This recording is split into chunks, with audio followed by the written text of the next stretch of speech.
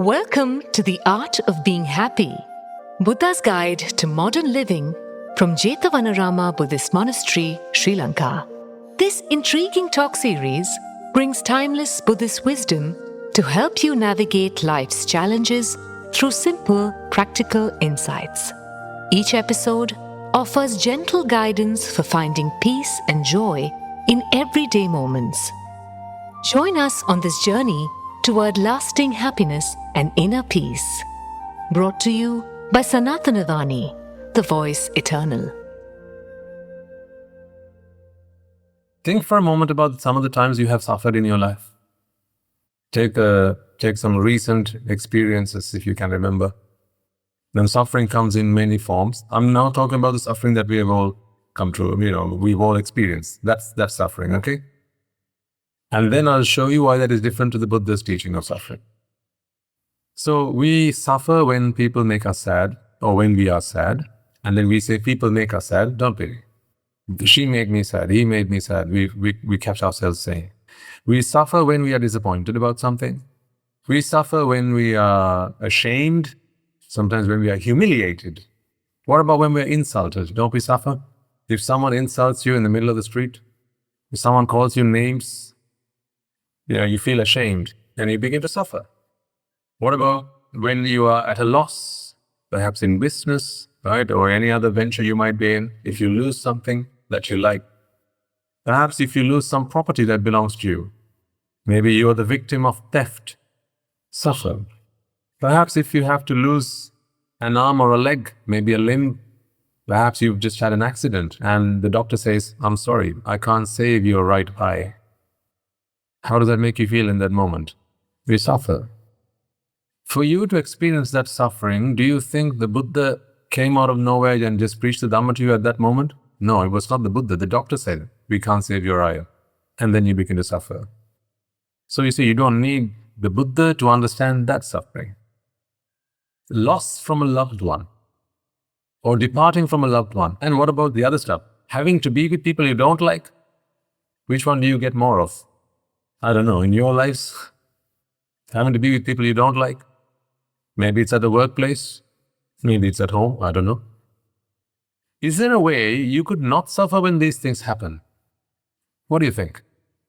Is there a way you could not suffer? And in your world, in your picture of who an arahant is, do you think he's someone who suffers when the above happened to him? Do you think he suffers? No, he doesn't suffer. But the same things happen to him. So, in the face of the same adversities, how come one person suffers and the other doesn't? That is one evidence then that it cannot be that event, it cannot be that occurrence which brings you suffering. Sometimes hunger itself can be enough for us to suffer. Can you ever insult an arahant and make him unhappy, make him sad, do you think?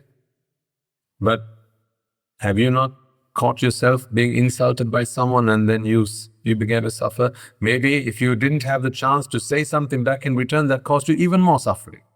You couldn't say your piece. You had to just keep shut. Maybe because they were your senior. Happens a lot. At the workplace, maybe, or when you were children, as parents, when your parents would say something to you, not these days. These days, the parents, they have to keep quiet when the children start speaking, right? But back when we were younger, when my dad starts to speak, I had to keep shut. I suffered though. I suffered. I didn't like getting told off. Who likes getting told off? No one likes getting told off. I suffered. But then I thought, why does my dad shout at me? Why is he scolding me? Why is he blaming me? It makes me suffer. If he loves me so much, why is he doing this to me?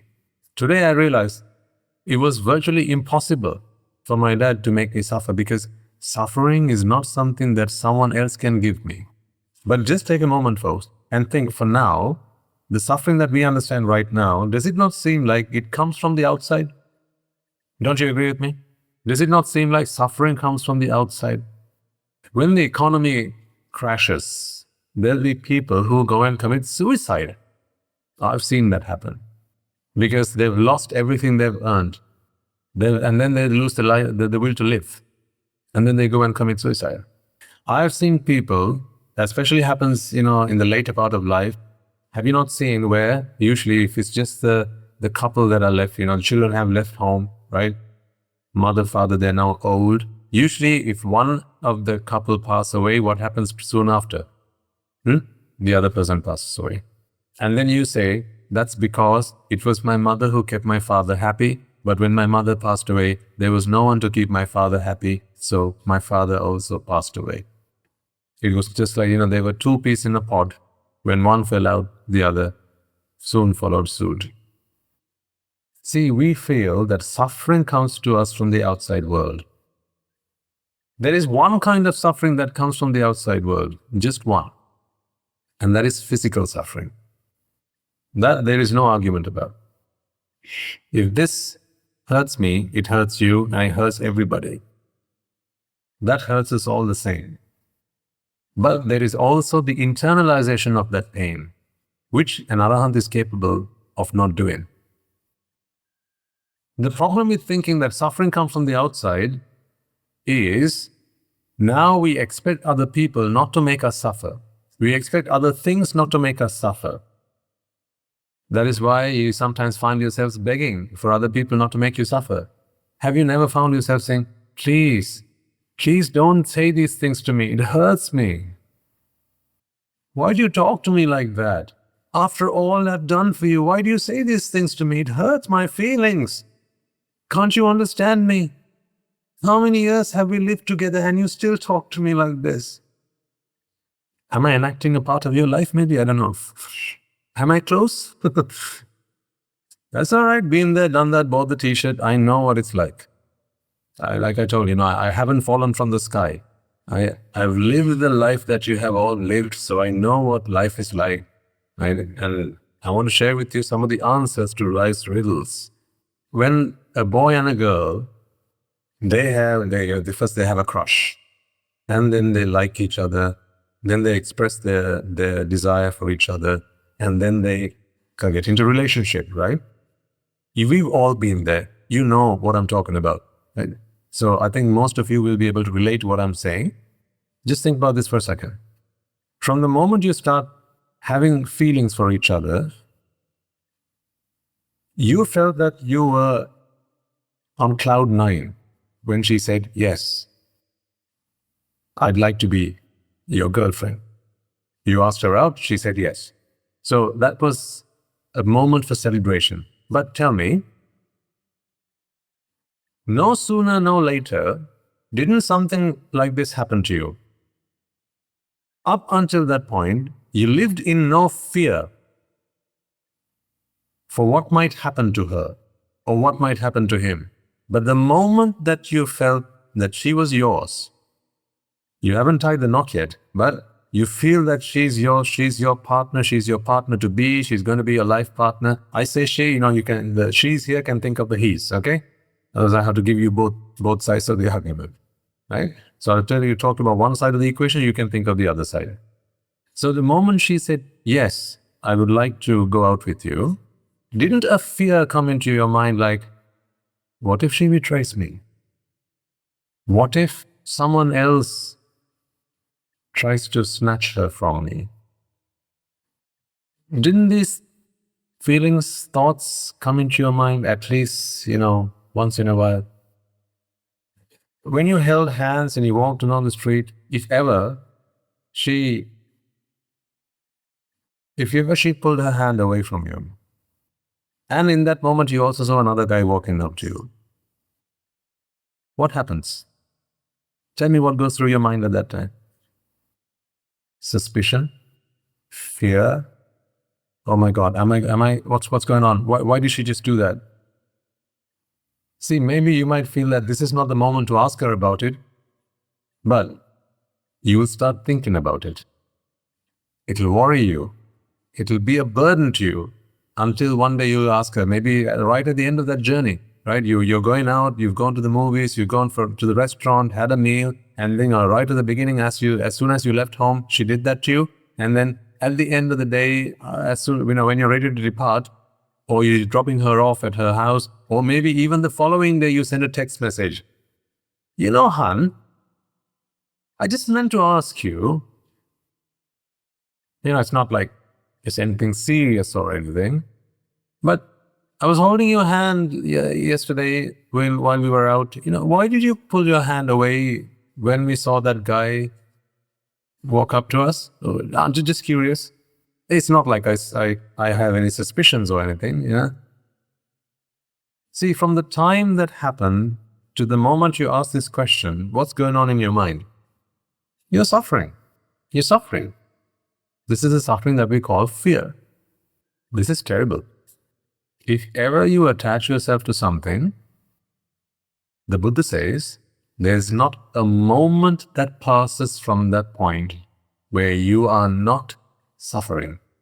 And I will prove that point to you before I leave today. So much so that you will begin to wonder, why do I attach? But you may not be able to stop it immediately. That's okay. At least you have to fall out of love with attachment. Then we can start talking about divorce. But first, you have to fall out of love with it. What divorce am I talking about here? The divorce with attachment. We are also bound to attachment. We don't feel that it's a wrong thing. We don't feel that it does us any harm. Until we begin to understand some of the things that the Buddha has taught us. So here's my argument to you. If ever you find yourself attached to something, there is never, not a second passes by where you are not living in suffering. Let me prove this point to you. I'll go back to the girl, because it's a familiar experience for most of us. When you first saw her, let's go back to when you first saw her, that first sight of her and you thought, she's pretty.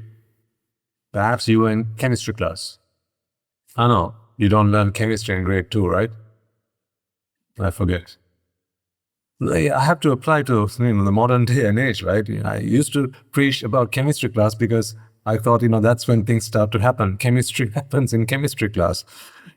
But now you don't have to wait till chemistry class. It can start from, right at the ripe young age of 7, 8, 9, 10, so on.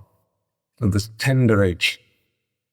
So anyhow, whenever it happened, right? So you caught a glimpse of her. She was in one of the front seats. You were about 2 seats back, right? And all of a sudden, she just turned her head. She just wanted to look at one of her friends, but you thought she was looking at you.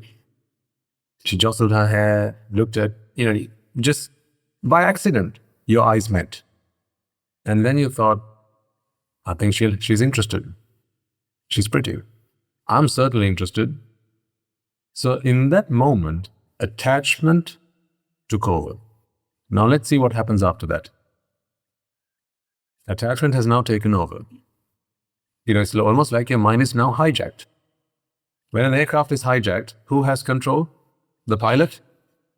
No. The pilot may be holding on to the, what do you call them? Joystick set. Thank you. So the pilot is holding on to the joystick. But who calls the shots? Turn left, turn right, up, down, that airport, no, into the towers. Who calls that out? The hijackers. Yeah, so although the pilot seems to be in control, he's not really. When attachment takes over your mind, ladies and gentlemen, you are no longer in control. You have just been mind-jacked. You've been mind-jacked. And you know this. You know this because later you regret. Yeah, I'm dead certain that there are times in your life, perhaps even every day, where you want to do something else. And there's a lovely saying for this. The mind is willing, but the flesh is weak. Unfortunately, the opposite is true. The flesh is willing, if only the mind will let it. Because it is not the flesh that has been hijacked. It's the mind that has been hijacked. Because when the mind wants something, by hook or by crook, it'll find a way to get it, and you know this. As innocent as you might be, as gentle and kind, as generous as you might be, when the mind wants something, do you not remember as young children, when you wanted something, how you find so creative and imaginative ways of getting things? We are still children then, Swami Nohansa? Is that what you have to say? If that is the case, then we are still children. Yes. So anyhow, you saw this girl, she gave you what we call a furtive glance, and you reciprocated this. Now in your mind, you want her. So if you're a girl, then you want him, okay? Now in this moment, here's what happens in your mind. Grief sets in. Now you might think that grief is after you've lost something. Grief is when you don't have what you want. In very simple terms. Tanhai jayati sokho. Tanhai jayati bhayam. So we're talking about grief and we're talking about fear. See, now you begin to understand, whenever there is tanha, whenever there is attachment, you can never be not in either of these two states. You're always in one or the other. And I'm going to ask you the question at the end of this, is it worth it? Well, let's come to that in a moment. So you saw the girl, now you have feelings for her, you want her to reciprocate those feelings to you, and you feel that there's chemistry between the two of you. Now you wait for the next opportunity. The next time she turns her head, you no longer can read the chemistry on the whiteboard. Your teacher's struggling. She's trying her level's best to try and teach you how to balance that equation. But what's going on in your mind? How can I balance this equation? How do I make it subtly known to her that I'm also interested, but not make it too obvious? Because what if that was just a mistaken glance? I don't want to be looking like an idiot. And I don't want to give it away because then my friends are going to find out and they're going to start mocking me. You all know this, right? You're not from Mars, are you? No, we're all human beings. We've all lived on the same planet, so we've all been through the same experiences. So we know this. But what has happened in your mind now? There is grief. Grief of what? Grief of not having what you want. See, in this moment, you begin to think that this pain that I experience right now, there's only one person in this world that can heal it. And who is that person? Her. There's only one person in this world that can heal this pain right now. Until that moment that you saw her and those feelings started to appear in your mind, you were cool. You were just fine. You were cool as a cucumber. Nothing bothered you. You were paying attention to chemistry and you were on track to get yourselves an A pass in chemistry. But now, things are starting to change. Because now, she is the center of the universe. Almost on the verge of obsession. Because now if she coughs, you begin to wonder, has she got a cold? Oh dear. Poor girl. But until then, lightning could strike her and you would care less. You couldn't care less. She could be struck by lightning. You don't care less. But now if she just coughs, you want to go and give her a cough syrup or a strepsil. You begin to care. Not because you like her. I'm going to show you how selfish attachment is. I warned you, I'm going to be bursting your bubbles. I warned you in the first sermon. Now, you're still coming here, so it must be that you're prepared for it.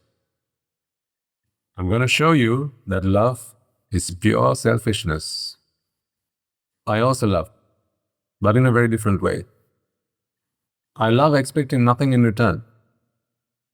But let me prove to you that the love that we have come to see and experience in my previous life, not as in before I was born, but in my life before I understood the Dhamma, I was a selfish love. Because love is like one side of a two-sided coin. What's on the other side? Hate. That's why I always say love is as vulgar as hate. But don't take my word for it. Let's continue this conversation. So now you want her. You want her to look at you. You want her to...